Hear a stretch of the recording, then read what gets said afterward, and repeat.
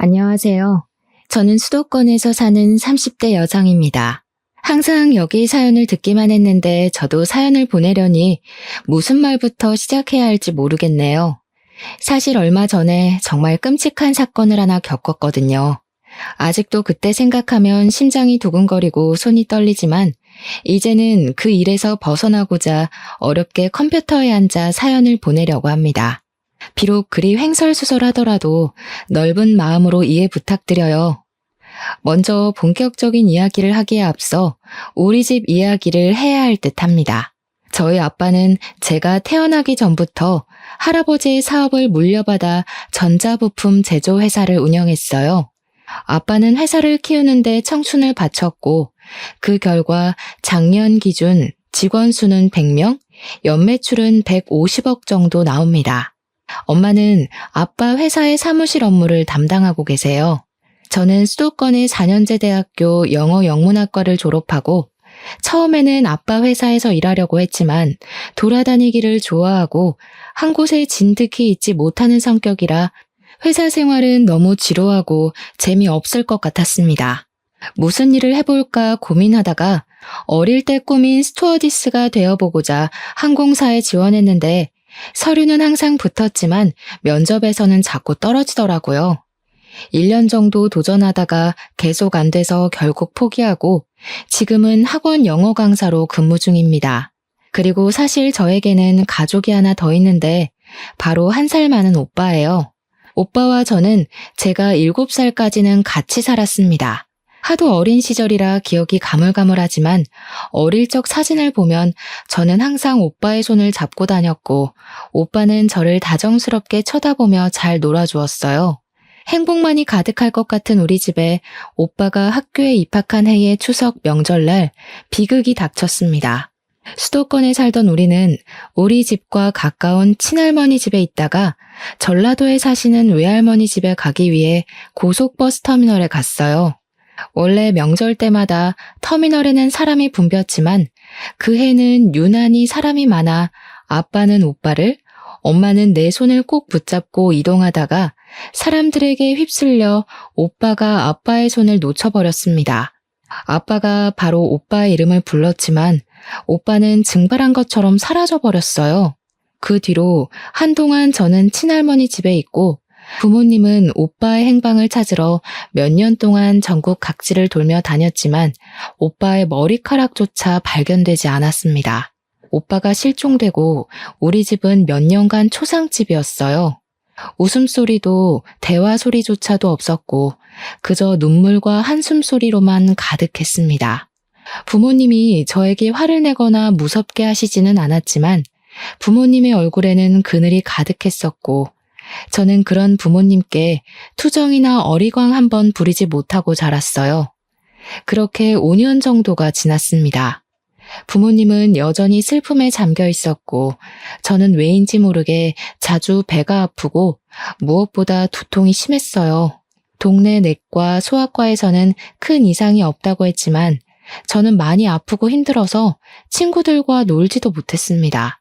그래서 대학병원까지 가서 검사한 결과 우울증 진단이 나왔어요. 부모님은 그 결과를 듣고서는 아들도 잃고 딸까지 잃을 뻔했다면서 펑펑 우셨습니다. 그리고 그날 이후로는 부모님이 점차 달라지셨어요. 항상 무표정으로만 계시던 두 분이 제 앞에서는 항상 웃으셨고 매주 주말마다 놀이공원, 상황이 안 되면 집 앞 공원에라도 나가서 함께 시간을 보냈습니다. 여전히 부모님은 오빠를 잃은 슬픔이 크긴 했지만 적어도 제 앞에서는 이전처럼 눈물이나 한숨을 보이지 않으셨어요. 이런 부모님의 노력 끝에 저는 우울증을 극복하고 다시 밝게 살 수가 있었습니다. 물론 아직도 제 마음에는 오빠를 잃은 아픔이 있기는 했지만요.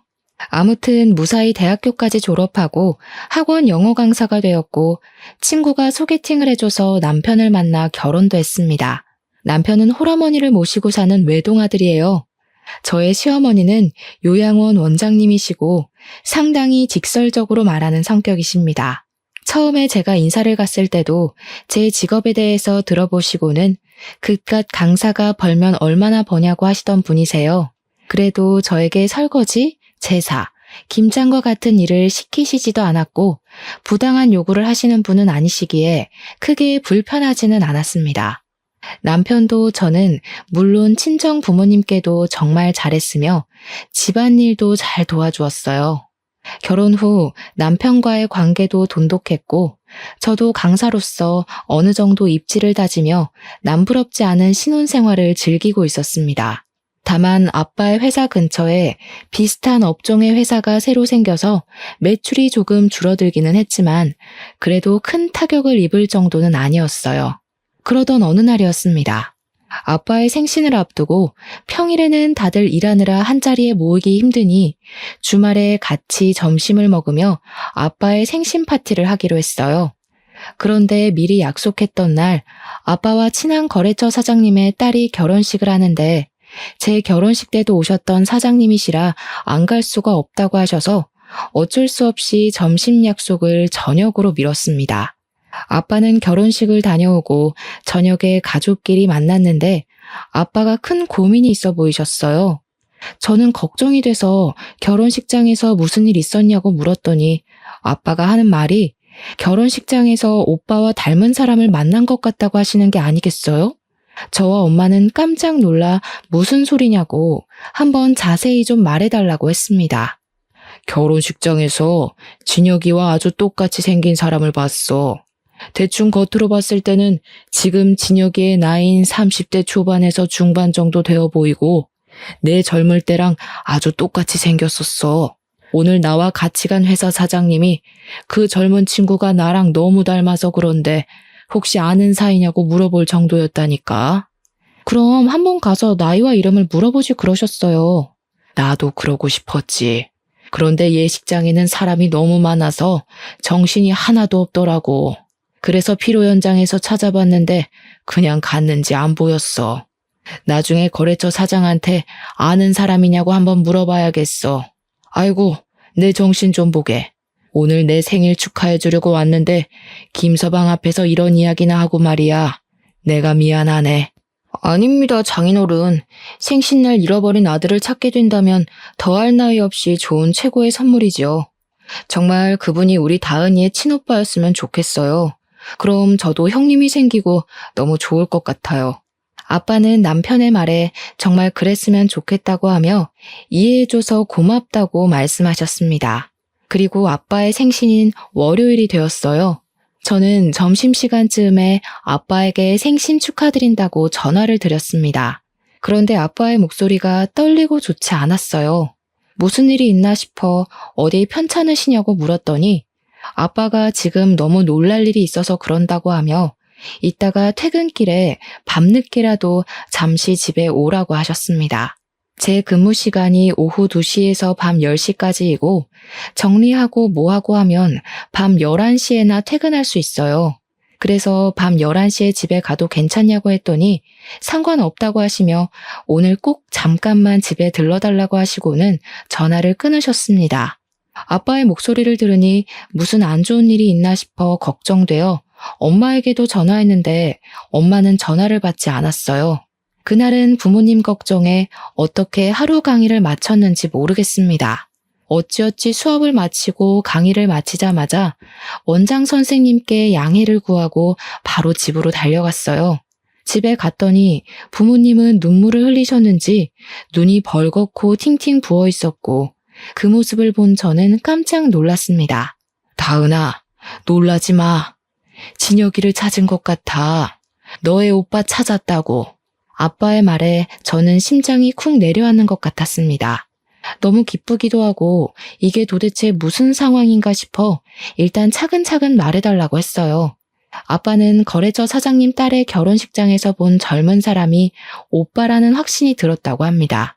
그래서 오늘 출근하자마자 거래처 사장님께 전화해서 사실 어릴 때 잃은 아들이 있는데 하객으로 온 한 젊은 친구가 아빠의 젊은 시절과 너무 닮아서 혹시나 해서 물어본다고 했어요. 그 말을 들은 순간 거래처 사장님은 누구를 찾으려는지 알 것 같다고 하며 오빠의 현재 직장을 알려주었다고 합니다.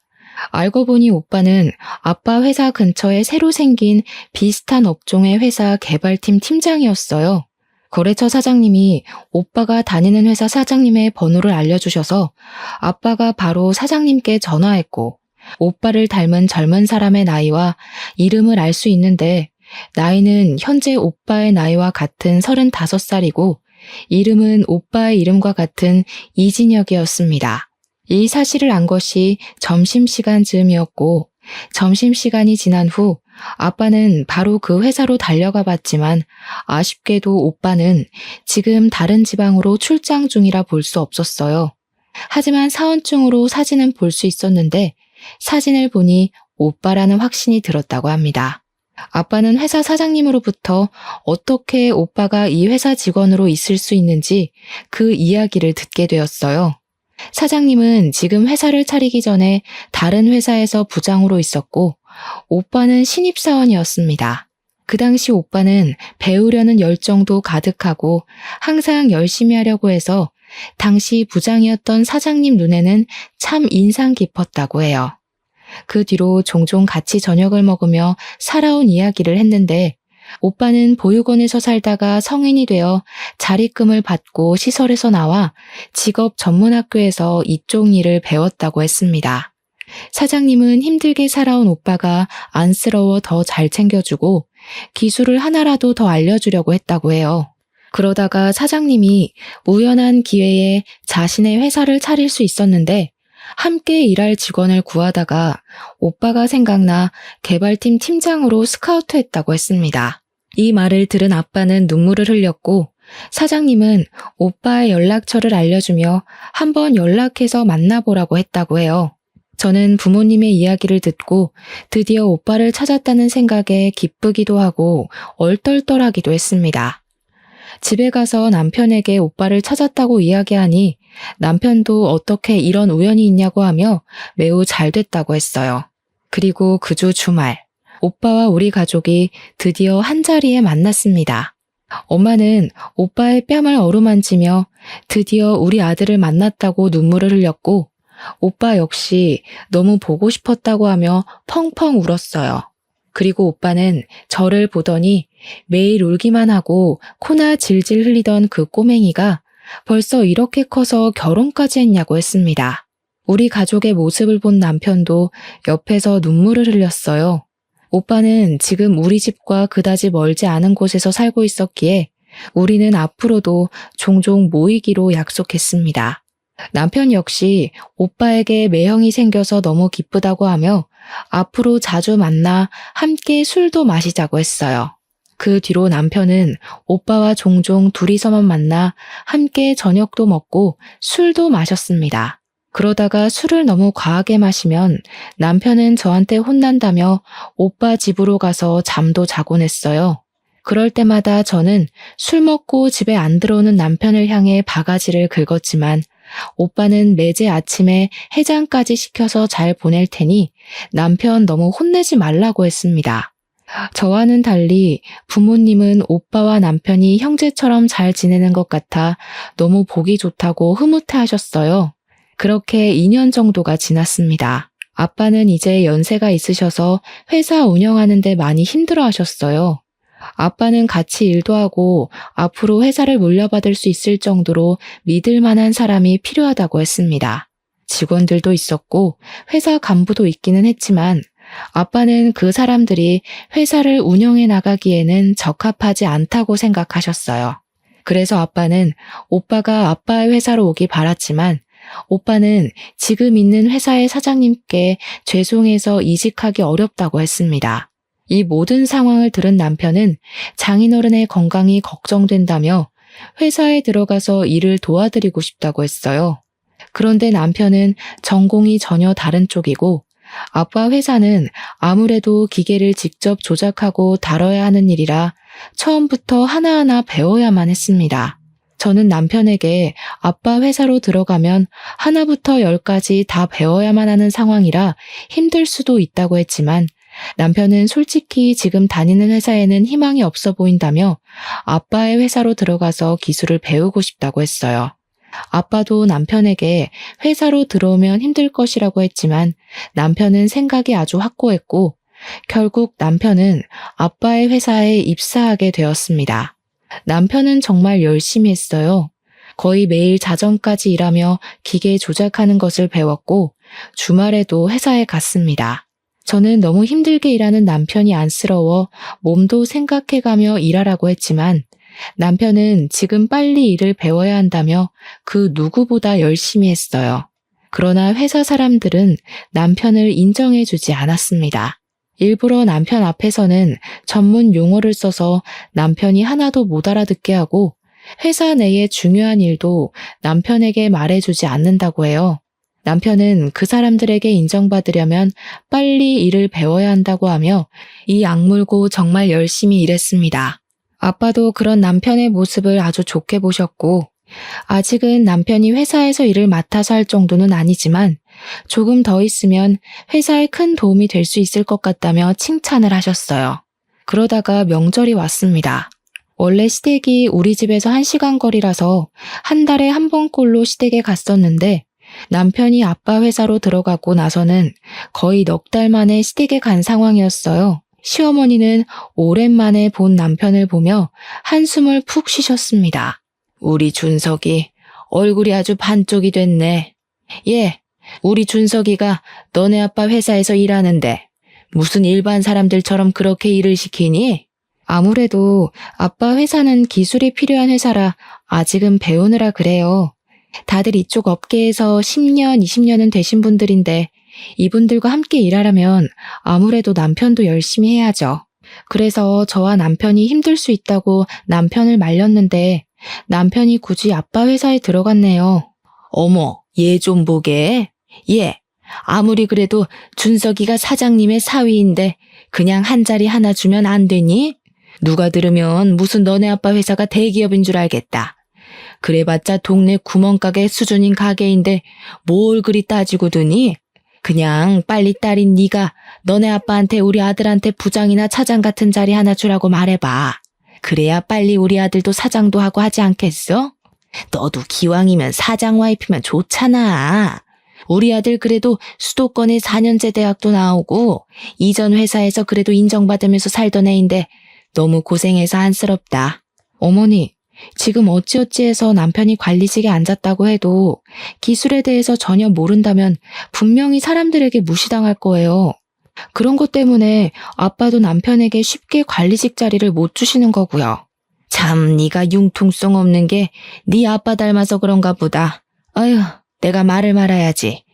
우리 준석이만 고생이네. 시어머니는 살 빠진 남편의 모습에 크게 안타까워했습니다. 시어머니의 말이 좋게 들리지는 않았지만 남편이 아빠 회사 다니며 고생을 해서 살이 빠진 것이 사실이기에 별다른 할 말이 없었어요. 그냥 남편이 건강을 잃지 않도록 잘 내조하겠다고 말했습니다. 그런데 시어머니가 그 뒤로도 명절 내내 우리 아들 안쓰럽다며 이야기를 했고 처음에는 저도 같이 안쓰러운 마음이 들었으나 점점 듣기 힘들었고 슬슬 짜증이 났어요. 이런 제 마음을 알았는지 남편도 시어머니에게 그만하라고 했고 남편의 말에 시어머니는 이야기는 하지 않았는데 집에 갈 때 보니 시어머니가 울고 있었습니다. 왜 우시냐고 했더니 준석이가 너무 안쓰럽다고 하며 너네 아빠한테 잘 이야기해서 얼른 관리직 하나 달라고 했어요. 그래도 30대 중반인데 아직도 그렇게 남의 밑에서 고생하며 일하는 게 너무 안쓰럽다면서요. 저는 그날 시댁에서 나오면서 남편에게 혹시라도 버티기 어려울 정도로 힘들면 언제든지 말하라고 했습니다. 남편은 이제 일도 조금씩 손에 익고 괜찮다고 하며 열심히 해보겠다고 하는데 남편을 보니 뭔가 고맙기도 했고 마음이 짠하기도 했어요. 그렇게 1년 정도 지나자 아빠 회사 임직원들이 드디어 남편을 인정해주기 시작했습니다. 하루는 회식을 갔다가 남편이 아주 기분 좋아서 오는 거예요. 회식 때 무슨 좋은 일 있었냐고 했더니 오늘 회식 자리에서 부장님이 사과했다는 겁니다. 무슨 소리냐고 하니 부장님이 그동안 사장님의 사위인데다가 이쪽 업계에서는 한 번도 일해보지 않았다고 해서 낙하산으로 오해했는데 지난 1년간 정말 열심히 일하는 것을 봤다며 오해해서 미안했다고 말했다는 것이에요. 부장님의 말에 다른 직원들도 자신들도 오해했다고 하며 남편에게 사과했다고 합니다. 남편은 역시 진심은 통하는 것 같다며 뿌듯해했고 그 뒤로는 회사 사람들과 잘 어울렸고 대리로 승진도 했어요. 남편이 대리가 되고 얼마 지나지 않았을 때 아빠와 오빠 회사에 큰 변화가 생겼습니다. 이런저런 복잡한 사정으로 인해 오빠의 회사가 아빠의 회사로 인수합병이 돼서 오빠가 아빠의 회사에서 일하게 되었어요. 오빠가 다니던 회사와 아빠가 운영하시던 회사는 거의 같은 부품을 제조하는 업체이고 부품을 제조하는 기계 역시 거의 같았습니다. 그래서 오빠는 회사 일에 쉽게 적응할 수 있었고 일을 너무 잘했어요. 아빠 회사 사람들도 오빠가 일을 잘한다는 것을 부정하지 못했습니다. 게다가 눈치도 빠르고 눈썰미도 있고 사람들 사이에 잘 융화되었어요. 무엇보다 회사 합병 후 처음에 이런저런 갈등들이 꽤 많았는데 그런 갈등이 생길 때마다 오빠는 현명하게 대처해서 큰 싸움이나 갈등이 생길 뻔한 것을 막았다고 합니다. 사람들은 다들 오빠의 성품과 실력을 높이 평가했고 오빠는 바로 차장으로 초고속 승진을 했어요. 오빠는 임직원들이 낙하산이라고 불만을 토로하면 어쩌냐고 했지만 회사 내에서는 아무도 오빠가 차장이 되었다고 해서 불만을 품지 않았습니다. 이렇게 오빠는 초고속으로 차장이 되었지만 남편은 여전히 대리였어요. 물론 남편도 최선을 다해서 노력하고 있었습니다. 하지만 20살 때부터 직업 전문학교에 들어가서 일해온 오빠와 이제 고작 3년 차인 남편이 어떻게 같을 수가 있겠나요? 저와 아빠는 당연히 오빠가 먼저 승진하는 것이 바르다고 생각했는데 남편은 그게 아니었습니다. 남편은 계속 오빠가 차장이 된 것이 마음에 들지 않는다는 식으로 이야기했어요. 하루는 남편이 퇴근하고 집에 왔는데 투덜대는 것입니다. 장인어른 정말 너무하시는 거 아니야? 아무리 형님이 이쪽 업계에서 일했다고는 하지만 그래도 어떻게 차장까지 바로 승진시킬 수가 있어? 장인어른도 그러고 회사 사람들도 다들 형님한테 홀라당 홀려서는 보니까 기계 조작하는 것도 나랑 별반 다른 것도 없더구만. 어떻게 형님은 바로 차장이고 나는 아직도 대리 나부랭이냐고. 나도 이렇게 노력하고 있는데 말이야. 과장이라도 시켜줘야 하는 거 아니야? 나도 아빠한테 대충 회사 상황은 들었는데 솔직히 여보가 열심히 했던 것은 인정하지만 오빠는 지금 이 업계에서 20살 때부터 일해왔던 반면에 여보는 이제 고작 3년이야. 이런 상황에서 여보가 오빠보다 더 인정받기를 원한다는 것은 욕심 아닐까? 그리고 오빠가 차장이 된 것에 대해 불만을 가지는 직원도 아무도 없다면서 왜 여보만 그렇게 불만이야? 솔직히 나는 기계 어떻게 조작하는지 어떤지 아무것도 모르기는 하지만 그래도 아빠와 회사 직원들이 다들 인정했다면 여보보다 오빠가 더 실력이 있다는 뜻 아닐까? 말을 말자 말을 마라. 너도 이씨 집안이니 당연히 너네 오빠가 먼저 차장되는 게 당연하다고 생각하는 거겠지. 남편은 제 말에 수긍하지 못하고 혼자 씩씩대더니 작은 방으로 문 닫고 들어가 버렸습니다. 그 뒤로 남편은 나오지 않았고 저는 남편이 이 정도까지 화를 내는 것이 이해가지 않았어요. 그렇게 밤이 되고 저는 혼자 큰 방에서 잠을 잤습니다.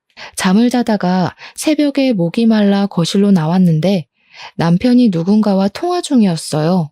저는 이 새벽에 누구와 통화 중인가 싶어서 몰래 엿들었는데 대충 대화 내용을 들어보니 시어머니와 통화를 하고 있었습니다.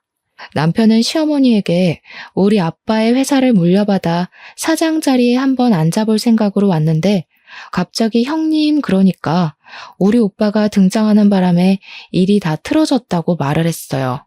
그러면서 우리 오빠가 나타나지만 않았어도 자신이 승승장구해서 사장까지 됐을 텐데 이렇게 찬밥 신세가 된 것이 억울하다며 오빠가 콱 죽었으면 좋겠다고까지 말했습니다.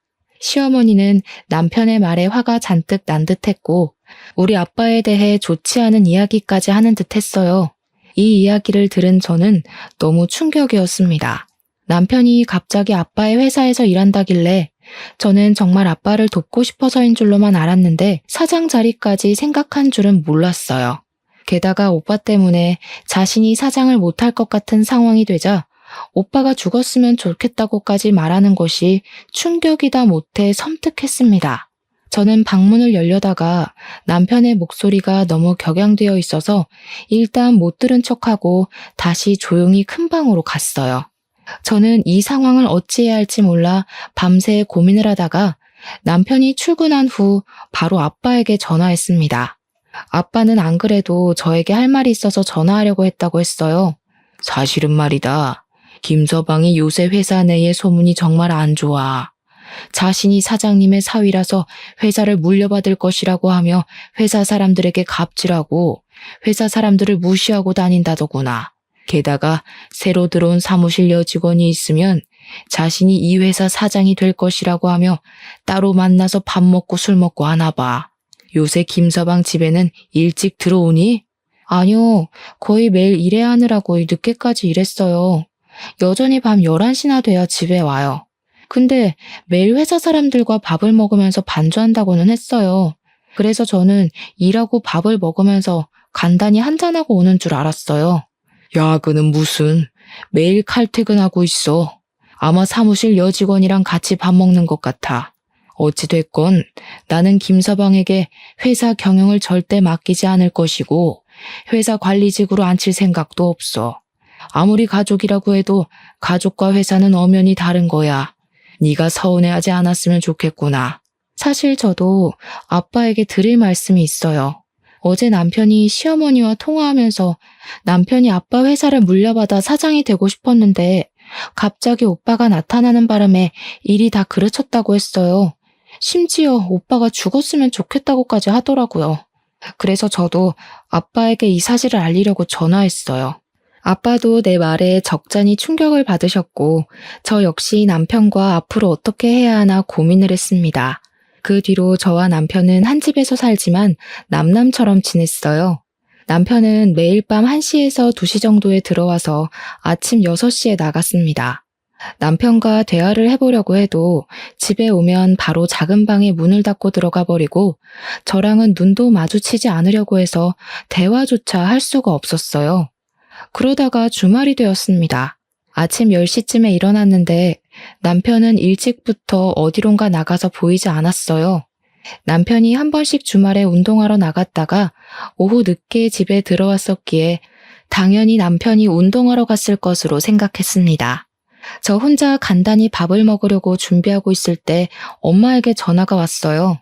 겉절이랑 남편이 좋아하던 갈비찜도 하고 밑반찬 몇 개 했다고 하시며 아빠와 함께 집에 잠깐 들려도 되겠냐고 하셨습니다. 저는 지금 남편 없으니 집에 오시라고 했어요. 잠시 후 엄마와 아빠가 갈비찜에 겉절이에 밑반찬을 한가득 들고 오셨습니다. 부모님은 집에 오시자마자 냉장고 앞으로 가셔서는 냉장고에 반찬들을 하나하나 넣어주셨어요. 그러고 있는데 밖에서 비밀번호 누르는 소리가 들렸습니다. 저는 당연히 남편인 줄 알고 현관으로 갔는데 남편과 시어머니가 함께 서 있었어요. 시어머니는 저를 보자마자 뺨을 때렸습니다. 내가 저번 명절 때 분명히 말했지? 너네 아빠한테 말해서 얼른 관리직이라도 한 자리 달라고 말이야. 아니 지금 너네 아빠 회사에 다닌 지 몇 년이 됐는데 아직도 대리 나부랭이가 뭐니? 너네 오빠인가 뭔가 하는 사람은 들어온 지 한 달 만에 차장 달았던데. 솔직히 너네 아빠 너무한 거 아니냐? 아빠도 다 생각이 있으셔서 그렇게 하시는 거죠. 아무리 그래도 그렇지 이렇게 막무가내로 오셔서 갑자기 제 뺨을 때리시는 건 너무하신 거 아니에요? 뭐가 너무해? 나 지금 너 머리채도 잡고 싶은 거 간신히 참고 있다. 아니 도대체 그깟 구멍가게에서 왜 그리 관리직 자리를 안 줘? 지금 당장도 우리 아들 사장 자리에 앉혀놓으면 잘할 텐데 왜 우리 아들을 못 믿고 그렇게 노예처럼 부려먹냐고. 그리고 네 오빠라는 사람은 솔직히 몇십 년 만에 만났으면 남남 아니야? 네 오빠라는 사람한테는 한 달 만에 차장 자리 주고 3년 가까이 일한 우리 아들은 아직도 대리이고. 이게 말이 된다고 생각해? 손을 놓쳐서 사라졌으면 평생 죽은 듯이 살았어야지. 왜 갑자기 나타나서는 우리 아들 앞길을 방해하고 난리야? 에이, 그냥 보육원에서 죽어버리지. 시어머니는 우리 아들이 아직도 대리인 게 말이 되냐며 이거는 명백한 차별이라고 소리를 고래고래 질렀습니다. 부엌에서 음식을 정리하고 있던 부모님은 시끄러운 소리에 현관으로 오셨고 시어머니의 말에 화가 많이 나 보이셨어요. 사돈, 지금 이게 무슨 말씀입니까? 터진 입이라고 그딴 말 짓거려도 되는 겁니까? 어떻게 말을 그따위로 할 수가 있어요? 아이고, 두 분 다 여기 계셨네요. 마침 잘 됐네요. 우리 어디 한번 솔직히 까놓고 하나하나 따져봅시다. 아니 도대체 준석이가 뭐가 그리 부족합니까? 네? 3년 동안 그렇게 그쪽 회사에서 죽어라 일했는데 사장 자리는 못 내줄 망정 아직도 대리냐고요. 아직 기술이 많이 부족하니까요. 저희 회사 관리직에 계시는 분들 전부 다 최소 10년은 이쪽 업계에서 일한 사람들입니다. 그런 사람들을 제치고 고작 3년밖에 일하지 않은 김서방에게 관리직을 어떻게 내어준단 말입니까? 그게 말이나 돼요? 그럼 그쪽 아들은요? 아니, 잃어버리면 남남이지 왜 갑자기 나타나서는 우리 아들보다 더 높은 차장이 된답니까? 이게 바로 낙하산이지 뭐예요? 우리 아들은 20살부터 이미 이쪽 업계에서 일해왔어요. 우리 회사에서 일하지는 않았지만 이미 동종업계에서 인정받고 있었다고요. 그래서 회사 사람들의 인정을 받고 차장 자리까지 갈 수 있었던 거예요.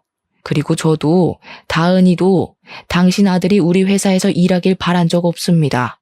김서방이 우리 회사에서 일한다고 했을 때 둘 다 말렸어요. 그래도 굳이 우리 회사에 들어와서 일하겠다고 고집 부린 건 김서방입니다. 저는 한 번도 김서방에게 우리 회사 사장 자리 내준다는 말을 한 적 없고 조금만 잘하면 관리직 주겠다는 말도 한 적이 없습니다. 그런데 갑자기 오셔서 이런 식으로 화내고 우리 딸 뺨을 때리고 협박까지 하시는 건 정말 너무 어이없고 황당하네요. 아무리 그래도 사람이 염치가 있고 융통성이 있어야지. 아니 어떻게 자기 사위가 자기 회사에 들어왔는데 잘했다고 빨리 관리직은 못 내줄 망정. 어떻게 3년 동안 그렇게 노예처럼 부려먹을 수가 있어? 이렇게 앞뒤가 꽉 막혀서야. 듣자 하니까 너무하시네요. 그럼 뭐 낙하산이라고 소문내면서 아무것도 모르는 사람을 사원에서 차장으로 초고속 승진이라도 시켜야 한다는 말입니까? 우리 아들이 뭘 몰라요, 뭘? 우리 아들 그래도 수도권 4년제 대학 나온 인재야. 인재라고. 진짜 이 집구석은 말이 안 통하네. 준석아, 가자. 너 이딴 집구석이랑 이제 영 끊고 이혼해. 너도 이제 이 집구석 싫지? 네. 저도 사위한테 사장 자리 하나 안 내주는 장인어른의 사위 노릇 할 생각 없네요. 엄마 말씀대로 우리 이혼하겠습니다. 잘 됐네. 나도 너의 새까만 속내 알고 어떻게 해야 하나 고민했었는데 우리 갈라서자. 이혼하자고. 이혼하자는 내 말에 남편은 시어머니를 모시고 집에서 나갔습니다. 저와 부모님은 한참 동안 우리는 말을 잇지 못하다가 어렵게 엄마가 진짜 이혼해도 괜찮겠냐고 물었어요. 저는 엄마에게 지금 아이도 없고 검은 속내가 가득한 사람인데 어떻게 같이 살겠냐고 했습니다. 부모님은 알겠다고 하시며 일단 내일은 주말이고 하니 부모님 집에서 같이 있자고 했어요. 저는 부모님이 챙겨주신 반찬들을 다시 챙기고 제 짐들을 챙겨서 친정으로 갔습니다. 친정에서 같이 저녁을 먹고 밤 11시쯤에 잠을 자려는데 엄마의 핸드폰이 울렸어요. 보니까 전화를 건 사람이 오빠였는데 엄마는 이내 표정이 아주 심각해지셨습니다. 왜 그러시냐고 물어보니 다세대 주택 1층인 오빠의 집에 불이 났다는 것이에요. 다행히 화재 당시 오빠는 잠깐 지인을 만나러 나간 상태여서 다치지는 않았고 다른 집에 사시는 분들도 바로 다 대피해서 인명피해는 없었습니다. 불은 이웃의 신고로 10분 만에 바로 꺼지기는 했지만 오빠가 살던 집 내부가 다 타버렸어요. 일단 오빠는 바로 부모님 집으로 왔고 저는 오빠에게 어쩌다 불이 난 것인지 물어보았습니다. 오빠의 말로는 지인을 만나고 집에 오는데 집 근처에서 남편을 본 것 같다고 했어요. 어두웠지만 분명히 남편이 평소에 자주 입던 운동복에 모자를 쓰고 있었고 남편도 역시 오빠를 본 것 같았지만 의도적으로 피한 것 같다고 했습니다. 그렇게 남편이 사라지고 나서 오빠 집에 불길이 치솟았다고 해요. 이 소리를 듣고 화가 난 우리 가족은 바로 남편은 방화범으로 고소했습니다. 다음날 화재 원인을 찾기 위해 합동 감식을 했는데 방화로 확인되었고 CCTV와 맞은편 주차되어 있는 차량 블랙박스를 확인한 결과 남편이 근처 쓰레기에 불을 붙이고 1층에 살던 오빠 집 창문에 투척하는 장면이 아주 적나라하게 찍혔더라고요. 남편은 바로 구속이 되었습니다. 저는 남편의 구속과 동시에 이혼을 하려 했으나 당당히 이혼하자던 남편이 이혼 동의를 해주지 않았어요. 결국 우리는 이혼 소송까지 하게 되었습니다. 이혼 소송까지 해야겠다는 제 말에 아빠는 직장에서 남편과 불륜 저지른다고 소문난 20대 회사 여직원의 인적 사항을 알려주셨어요. 저는 바로 그 상간녀와 만났는데 상간녀는 저를 보자마자 무릎을 꿇더니 아직 20대인데 제 앞길 꼬이는 것 원하지 않는다고 하며 잘못했다고 빌었습니다. 그러면서 사실 유부남인 것을 알고 만날 생각이 없었는데 너무 치근대서 한두 번 만난 게 서너 번 됐다고 했어요. 만나면서도 이게 아니란 것은 알았는데 사장님의 사위라고도 하고 또 이혼할 것이라고도 하니 정말 그런 줄로만 알았다고 했습니다. 그러면서 원하시면 부모님이 계시는 지방에 내려가서 조용히 살 테니 제발 한 번만 용서해달라고 했어요. 저는 정말 상간녀 소송까지 할 마음으로 왔는데 상간녀의 이야기를 들어보니 상간녀도 그놈한테 속았다는 생각이 들었습니다. 그래서 상간녀 소송은 하지 않는 대신 남편이 불륜 피웠다는 모든 사실을 자백받고 증거까지 다 받았어요. 그리고 저는 이 모든 것들을 다 증거 자료로 제출해서 이혼 소송을 진행했습니다. 그냥 깔끔하게 이혼을 하면 될 일을 위자료까지 물어주게 생기자 시어머니가 저에게 전화했어요. 제가 전화를 받지 않자 시어머니는 계속 저에게 전화했고 그래도 끝까지 제가 받지 않자 친정집까지 찾아왔습니다. 저와 엄마는 집안으로 들일 생각이 없었지만 잠깐 열린 틈을 타서 무작정 시어머니가 집안으로 들어왔어요. 내가 우리 준석이가 너무 고생하는 것 같아서 나도 모르게 욱해서 그때 이혼하라고 했었어. 하지만 내 진심은 아니었다. 정말이야. 우리 준석이가 방화를 저지른 것은 잘못이지만 이혼만큼은 안 하면 안 되겠니? 이제 나도 준석이도 자리 욕심 안 부리고 조용히 살게. 그러니까 네가 너네 아빠 아니지. 바깥 사돈 좀 잘 설득해서 이혼하지 말고 죗값 받고 나오면 다시 그 회사에서 일하게 해주면 안 될까? 어머니가 먼저 이혼하라고 해놓고서는 지금 그게 무슨 소리세요? 그리고 어릴 때 잃어버리고 몇십 년 만에 찾은 우리 오빠한테 죽었으면 좋겠다느니 그런 막말을 하셔놓고 어떻게 용서를 바라시나요? 남편이 아빠 회사 여직원과 불륜까지 저질렀다는 거 알고 계시죠? 그런데도 제가 이 모든 것을 다 용서하고 옥바라지까지 해가며 같이 살라고요? 저는 절대 못합니다. 이혼 소송까지 해서 위자료까지 받을 거예요. 아시겠어요? 너 정말 너무하는구나. 그래도 이 어른이 이렇게 사과하러 왔는데 그냥 좀 넘어가주면 안 되냐? 정말 융통성은 1도 없는 집구석이라니까. 뭘 잘했다고 사과를 받아줘요? 당신 때문에 어렵게 찾은 우리 아들이 죽을 뻔했는데 당신 같으면 용서가 되겠어요? 참나, 우리는 법대로 할 테니까 그만 여기서 설치고 나가요. 꼴도 보기 싫으니까. 난 안 나가. 당신들이 이혼 소송 취하해 줄 때까지 안 나간다고. 시어머니는 정말 우리 집에서 안 나갈 기세로 대자로 누워 시위했습니다. 엄마는 시어머니를 내쫓으려다가 힘에서 밀리자 어쩔 수 없이 경찰을 불렀고 시어머니는 결국 경찰들의 손에 끌려 나갔어요. 저와 엄마는 이렇게나 끝까지 막말하고 뻔뻔한 시어머니를 가만히 둘 수가 없었습니다. 생각해보니까 옛날에 시어머니 요양원에 몇 번 갔다가 얼핏 봤는데 주방 직원분들이 위생모나 앞치마를 착용 안 하고 주방 상태도 엉망이었던 것이 생각났어요. 그래서 식품위생법 위반으로 시어머니의 요양원을 신고해버렸고 그 결과 영업정지 2개월 처분을 받았습니다. 안전모 앞치마 미착용은 당연하고 썩은 과일들을 값싸게 떼어와서 면역력이 취약한 노인들에게 급식으로 먹였던 것이 다 탄로났어요. 영업정지 처분을 받은 시어머니는 바로 저에게 전화해서 쌍욕을 했고 저는 시어머니의 찰진 욕소리를 그대로 녹음해서 시어머니의 지역 신문에 투고했습니다.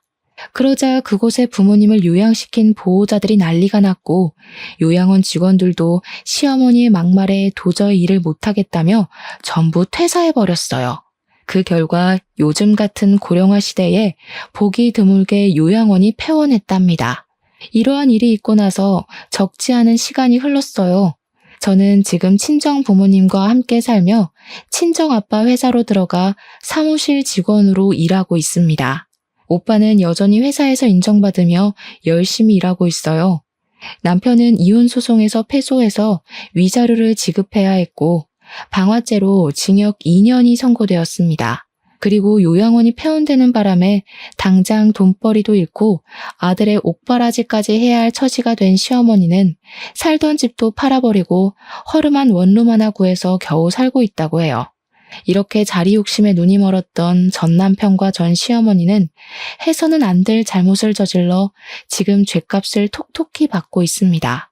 아직도 저와 부모님은 오빠의 집에 불이 난 그날을 생각하면 두 손이 벌벌 떨리고 심장이 쿵 내려앉아요. 그때 오빠가 밖에 있어서 다행이었지. 만약에 집안에 있었다면 어렵게 찾은 오빠를 다시 영원히 못 볼 뻔한 것이잖아요.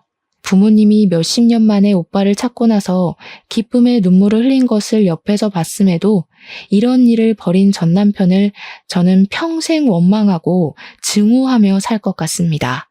부디 저와 제 가족이 겪는 불행은 이것으로 마무리되었으면 좋겠어요.